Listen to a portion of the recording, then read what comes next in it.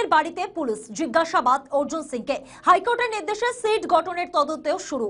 কলকাতা পুলিশের অত্যাধুনিক laser camera নিয়ে এবং জগদ্দল থানার পুলিশ হাজির। 26শে মার্চ 2025 সালে অর্জুন সিং এর বাড়ির সামনে বোমা গুলি চালানোর ঘটনায় এবং এক যুবক গুলিবিদ্ধের ঘটনায় অর্জুন সিং জগদ্দল থানায় অভিযোগ দায়ের করেন, কিন্তু জগদ্দল থানা অভিযোগে সাড়া দেয়নি। তবে অর্জুন সিং হাইকোর্টে মামলা দায়ের করেন।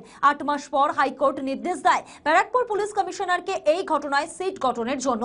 আজ সেই তদন্তে এলো কলকাতা পুলিশের গোয়েন্দা বিভাগের বিশেষ টিম এবং জগদ্দল থানার পুলিশ। অত্যাধুনিক লেজার ক্যামেরা ব্যবহার করে তদন্ত চালাচ্ছে কলকাতা পুলিশ। তবে অর্জুন সিং জানান, এই সিটের তদন্তে ভরসা নেই তার। পছন্দ না হলে ফের হাইকোর্টের দ্বারস্থ হবে অর্জুন সিং। এত দেরি কেন দাদা, এত বড় একটা ঘটনা? তো এরা তো এফআইআর নেয়নি, তো এফআইআর তো হাইকোর্টে লড়ে আমাকে এফআইআর করাতে হলো, অথচ আমার নামে কেস স্টার্ট করে দিয়েছিল। আমি বারবার বলেছি আমার পক্ষ থেকে কোনো গুলিগালা চালানো হয়নি, আমার নামে কেস করেছে, আমাকে কোর্টে যেতে হলো। অথচ সেই দিন একটা সুমোটো মামলা করেছে, যার নামে আমি এফআইআর করেছিলাম নমিত সিং আর টেলুয়া আর সাদ্দামের নামে, তারা পিস্তল কক করেছে, ওদের ক্যামেরাতে দেখা গেছে। তাদের মধ্যে একজনকে অ্যারেস্টও করেছিল, দুজনকে অ্যারেস্ট করিনি।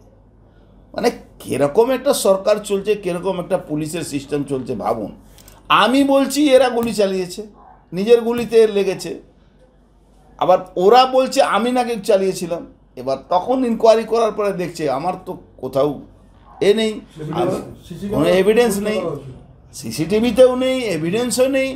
আর রিয়েলি আমি যদি কোনো গুলি চালাতাম তা আমার তো লাইসেন্স আর্মস আছে, তা আমার বলতে কোনো অসুবিধা ছিল না। আমি আত্মরক্ষার জন্য চালাতে পারি, আমাকে সংবিধান অধিকার দিয়েছে, কিন্তু আমি তো চালাইনি। আমি অ্যাকচুয়ালি ওরা আমার সামনে তো পড়িও নি, চালাবার বা মারার বা কোনো এটা তো কোনো সিনই আসলো না। আমাদেরকে দেখেই তো ওরা পালাতে শুরু করলো। তদন্ত করছে, ভরসা আছে? আমার ভরসা নেই। কেন?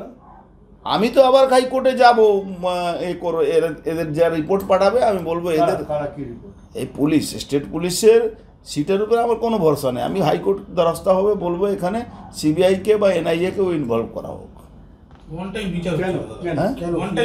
এদের উপরে কি ভরসা করবেন আপনি বলুন? আমি এখানে বসেছি, পাশে বোম চলতে আমি কি বলবো? বিহাইন্ড আমি যেখানে বসেছিলাম তার পাশে কি আছে? এখন 8 মাস পরে তদন্ত শুরু, কিছু নেই, পাওয়া যাবে না। কিন্তু আচ্ছা 8 মাস পরে বোমের স্পট কি পাওয়া যাবে? কতবার বৃষ্টি হয়েছে, কতবার হয়েছে, মানে সবটাই ছেলে খেলা। তাহলে অর্জুনবাবু আপনি বলতে যাচ্ছেন তার কোর্টের নির্দেশিকার জন্য ফর্মালিটি, বাস জাস্ট লাইক ফর্মালিটি।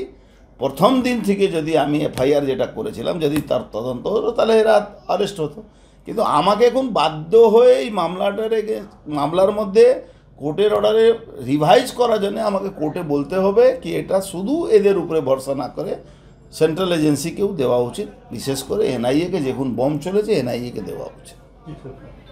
আমাদের ভিডিও ভালো লাগলে লাইক ও শেয়ার করুন, কমেন্ট সেকশনে আপনাদের মতামত জানান। আরও ভিডিও পেতে আমাদের চ্যানেলটিকে সাবস্ক্রাইব করুন এবং প্রতি মুহূর্তে খবরের আপডেট পেতে প্রেস করুন বেল আইকন।